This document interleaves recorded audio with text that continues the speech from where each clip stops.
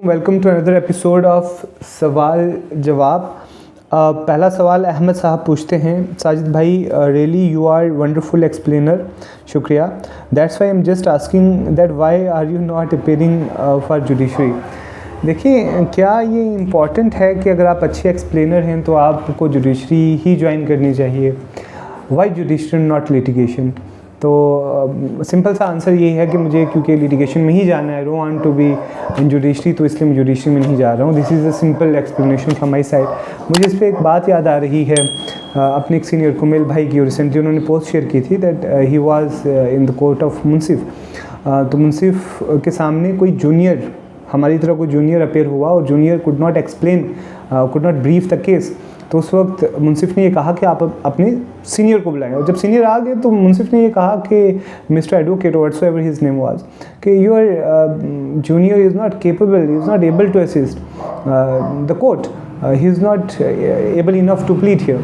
तो उस वक्त जो एडवोकेट अपेयर हुए थे, जो सीनियर थे, उन्होंने ये कहा कि मैं आपकी इस बात से 100% एग्री करता हूँ कि ये जो मेरे जूनियर एडवोकेट हैं, लॉयर हैं, ये बिल्कुल भी काबिल नहीं हैं लिटिगेशन के, इसलिए मैंने इनको कई मरतबा कहा है कि आप मुंसिफ बन जाए, मगर ये मेरी बात ही नहीं सुनते।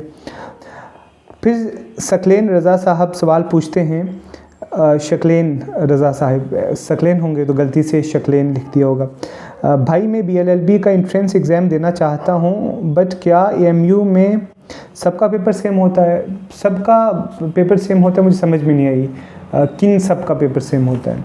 अगर आप ये पूछ रहे हैं कि क्या तमाम बैचलर्स वालों का पेपर सेम होता है, नहीं सेम होता। फॉर एग्ज़ाम्पल जो BA ऑनर्स करना चाहते हैं उनका पेपर सेम होता है, BLLB का अलग से एंट्रेंस एग्ज़ाम होता है, BSc वालों का अलग से एंट्रेंस एग्ज़ाम होता है।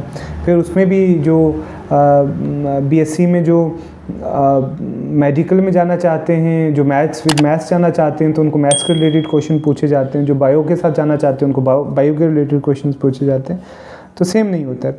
मोहम्मद फ़हाद और हुज़ैफ़ा तारिक सवाल पूछते हैं, क्या BA में हॉस्टल मिलता है?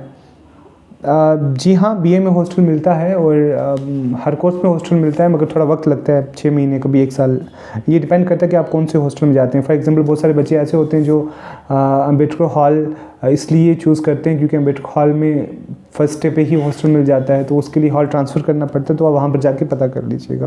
फिर बहुत सारे हॉस्टल्स ऐसे भी हैं, जैसे एक हॉस्टल है सर सैयद साउथ, उसमें तो मैं कुछ PhD स्कॉलर्स को जानता हूँ कि उनकी PhD सबमिशन होने वाली है और अभी तक उन्हें रूम नहीं मिला, और एटलीस्ट जब वो सेकंड ईयर में थे तो तब उन्हें रूम नहीं मिला था, शायद आज मिल गया हो।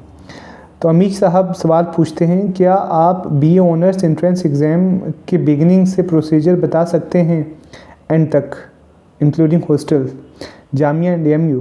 देखें, दोनों केसेस में, जामिया और AMU में फॉर्म्स लगते हैं, मगर फ़र्क ऑलरेडी एक्सप्लेन कर चुका हूँ मैं कि AMU में कॉमन एंट्रेंस एग्ज़ाम होता है, BA ऑनर्स के लिए इकोनॉमिक्स, पॉलिटिकल साइंस, हिस्ट्री, है ना, ज्योग्राफी, इन सब के लिए सिर्फ एक क्वेश्चन पेपर आएगा, और उसमें फॉर इंस्टेंस इंग्लिश से क्वेश्चन पूछे जाएंगे, उसमें लॉजिकल रीजनिंग होगी, उसमें जनरल नॉलेज होगी, अलीगढ़ मूवमेंट से क्वेश्चन पूछे जाएंगे। इस तरह से आप एक मरतबा प्रॉस्पेक्टस चेक कर लीजिएगा।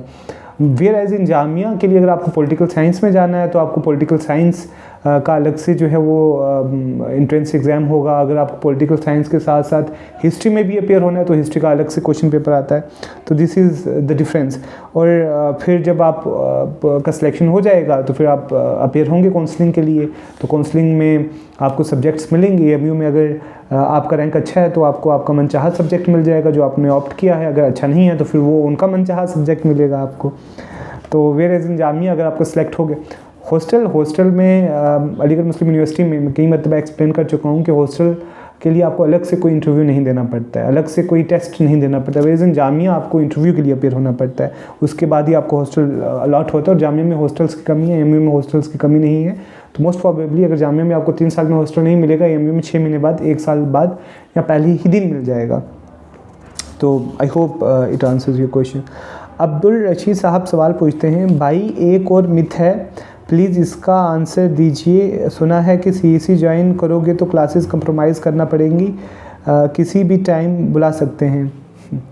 नहीं, ऐसा नहीं है, किसी भी टाइम नहीं बुला सकते। इट्स नॉट सो कि रात को 12 बजे या 2 बजे या 11 बजे 10 बजे आपको बुलाएंगे, नहीं। देखिए CEC का जो मेरा एक्सपीरियंस है, मैं सिर्फ university debating and literary club का मेंबर रहा हूँ, उसके अलावा मुझे नहीं पता कि बाकी क्लब्स में क्या होता है। तो आई वोंट रिकमेंड यू कि आप किसी और क्लब में जाएं या ना जाएं, it's all upon your choice. आप रिसर्च कीजिए इस पे, अगर आपको लगता है कि बेनिफिशियल है जाना तो जाइए, नहीं लगता तो मत जाइए। रही बात UDLC की, क्योंकि मैं 5-6 साल उसका हिस्सा रहा हूँ, वहाँ पर प्रोडक्टिव काम होते हैं, आपको बुलाया जाता है जब काम होता है, कोई फॉर एग्जांपल इवेंट ऑर्गेनाइज़ किया जा रहा है और अगर आप उसमें इंटरेस्टेड हैं पार्टिसिपेट करने के लिए, event to organize that event, तो आपको बुलाया जाएगा टाइम पे।